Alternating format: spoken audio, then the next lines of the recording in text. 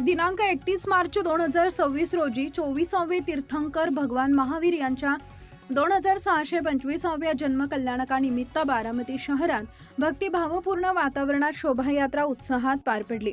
बारामती येथील श्री जैन श्वेतांबर मूर्तिपूजक संघाच्या वतीने या सोहळ्याचं आयोजन करण्यात आले होते। आंबिलोली निमित्त शहरात आगमन झालेले परमपूज्य गच्छाधिपती श्रीमद विजय युगभूषण सुरेश्वरजी महाराज तसेच साध्वी वर्या श्री कलानिधी श्रीजी महाराज यांच्या सानिध्यात हा कार्यक्रम पार पडला। यावेळी सुमारे 90 साधू साध्वींचा सहभाग होता।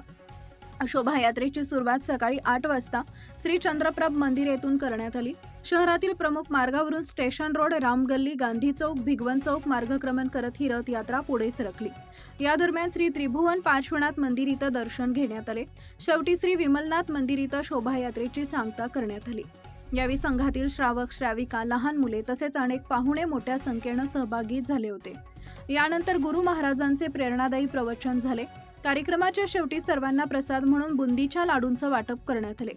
जन्मकल्याणकानिमित्त सामाजिक उपक्रमांनाही सुरुवात करण्यात आली असून जनावरांसाठी पाण्याच्या टँकरचं वितरण तसेच चाऱ्यानं भरलेला एक ट्रक देण्यात आला।